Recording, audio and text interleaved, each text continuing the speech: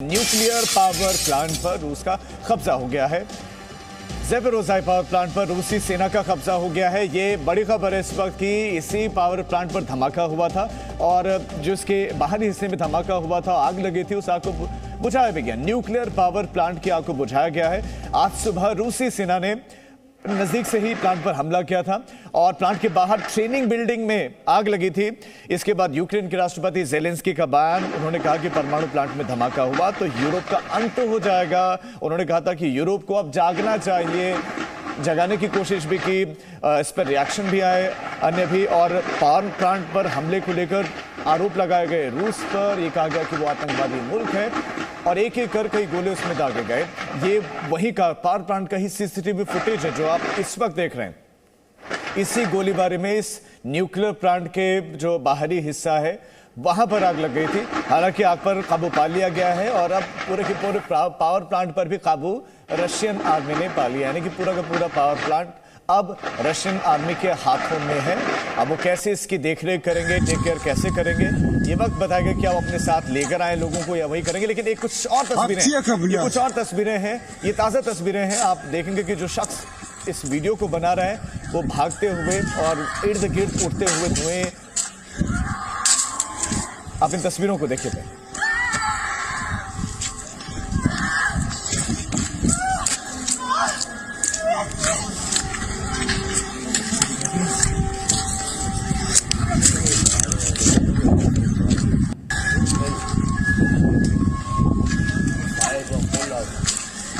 Аптека, блядь.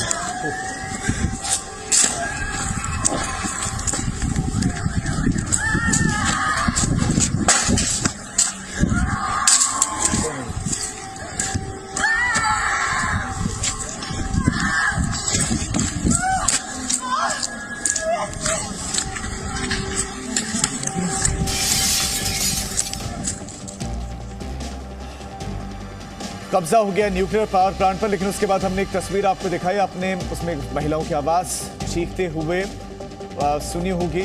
ऐसा लगता है कि मानो भाग रहे थे। लेकिन अभी बड़ी खबर यह कि न्यूक्लियर पावर प्लांट के इर्द गिर्द जो आग लगी थी, जिसको लेकर बहुत चिंता जताई जा रही थी, ज़ेलेंस्की बहुत चिंतित थे उसको लेकर और इल्जाम लग रहे थे रशिया पर, उसके इर्द गिर्द लगी आग को बुझा लिया गया है और अब रूसी सेना का उस पर कब्जा। लेकिन अभी जो चिंताजनक तस्वीरें हैं और मानवीय हृदय वाले शख्स की रूह कांपेगी इन तस्वीरों को देखकर। लोग कुछ दौड़ते हुए दिखाई दे रहे हैं। ये चेरनिहिव की तस्वीरें बताई जा रही थी। अब ये जो इस वक्त तस्वीरें हैं ये उसी न्यूक्लियर पावर प्लांट की हैं जो रशिया के कब्जे में है।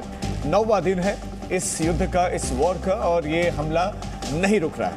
ये हमला नहीं रुक रहा है। आज सुबह से ही ये हमले ताबड़तोड़ एक बार फिर से जारी हैं और अब इस न्यूक्लियर पावर प्लांट पर कब्जा कर लिया है रूसी सेना ने। और इसके साथ साथ अलग अलग हिस्सों में भी बहुत कुछ घट रहा है।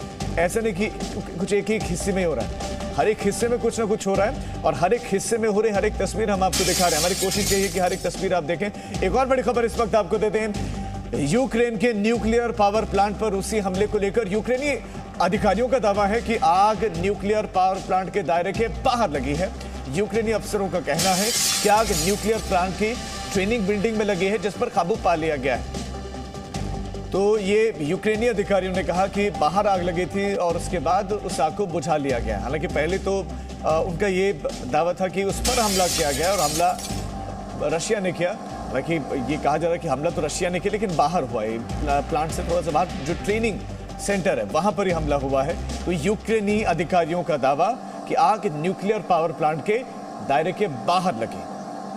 लेकिन पहले इसी वीडियो को यूक्रेनी अधिकारियों ने दूसरे तरीके से प्रस्तुत किया था, लेकिन अब कह रहे हैं कि उसके बाहर आग लगी थी। खास मेहमान हमारे साथ लगातार हैं। सचदेव सर, आप कुछ कमेंट करना चाहेंगे? एक क्विक इस पे करना चाह रहा था। अभी हम कह रहे थे ना, तो इसका मतलब न्यूक्लियर का कोई खतरा नहीं है, राइट? मतलब न्यूक्लियर रेडिएशंस इत्यादि का। परंतु बात यह है, रूसियों ने कब्जा करा। अब ये पावर प्लांट 1/4 यूक्रेन को बिजली देता है। तो एक तो यह स्ट्रेटेजिक एसेट, देश की सबसे ज्यादा स्ट्रेटेजिक कैप्चर कर लिया। दूसरा, अब ये जब चाहे बिजली बंद कर दें पूरे यूक्रेन की या कम कर दें सप्लाई, तो वो इनके पास एक कंट्रोल आ गया है with respect to energy in Ukraine. अब अगर बिजली की कमी होगी, दिक्कतें होंगी, तो बहुत परेशानी और बढ़ेंगी सिविल पॉपुलेशन को, नो डाउट। बट उसका कंट्रोल इनके पास आ गया है। चाहे अभी चलाते रहे, जब ये चाहें उसको कम करें या वापस नॉर्मल लेवल्स पे लाएं। तो एक बहुत बड़े का एसेट मिल गया है मानो। बड़ा ऐसा अटक करें संजय सर, ट्रेनिंग बिल्डिंग में आग लगी, लेकिन पहले कह रहे थे कि तो बड़ा हमला है, इन्होंने तो पावर प्लांट को उड़ा दिया, वहां पर बम फेंक दिए। तो आप समझ सकते हैं कि कितना सच और कितना झूठ। लड़ाई में सबसे फर्स्ट कैजुअलिटी होती है झूठ। इससे पहले ही सब कह रहे थे, यूक्रेनियंस कह रहे थे कि रूसियों ने हमला किया है न्यूक्लियर इंस्टॉलेशंस पर, और अब वो खुद ही कह रहे हैं नहीं नहीं जो आग लगी है वो तो कैंपस के बाहर लगी है और रूसियों ने कब्जा कर लिया। तो ये जो अफवाहें हैं, इस तरह की बातें होती रहेंगी। युद्ध है, तबाही होगी, युद्ध है, इस तरह की मिस इन्फॉर्मेशन और कैंपेन चलता रहेगा। प्लस जैसे आरती कह रही थी कि इन्फॉर्मेशन दे कौन रहा है, कहाँ से आ रही है इन्फॉर्मेशन, कोई वेरीफाई नहीं कर रहा है, उनको सिर्फ दे ही जा रहा है। और हम लोग भी वेरीफाई नहीं कर पाते कि कौन दे रहा है, क्योंकि इंटरेस्टेड पार्टीज जो होती हैं, अब जैसे हम देख रहे हैं कि ये औरत चिल्ला रही है, जा रही है, भाग रही है, ये एक तरीके से एक नैरेटिव क्रिएट किया जा रहा है कि जो भी देश है, आज की तारीख में रूस को दिखाया जा रहा है कि जो रूस है एक क्रूर देश है, रूस है एक देश ने जो हरकतें की है गलत। मैं कह रहा हूँ, मैं मानता हूँ कि जो भी हो रहा है, लड़ाई है, तबाही होगी, क्रूरता मतलब अमानवीय घटनाएं घट रही हैं, गलत है।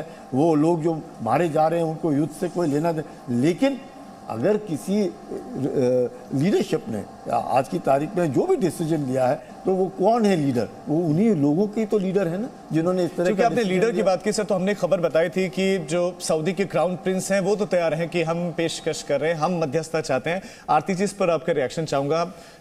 सऊदी का सामने आना, पहले तो क्या ये एक्सेप्ट करेगा यूक्रेन या रशिया की हाँ ठीक है हम मध्यस्थता के लिए तैयार? देखिए, मुझे नहीं लगता है कि इसमें किसी को प्रॉब्लम होना चाहिए। सऊदी अरेबिया का हिस्टोरिकल ट्रेडिशनल पार्टनरशिप रही है वेस्ट के साथ, और जितनी भी हम इकोनॉमी, ग्लोबल इकोनॉमी देख रहे हैं, specially in the western world, सारी पेट्रो डॉलर से बनी है।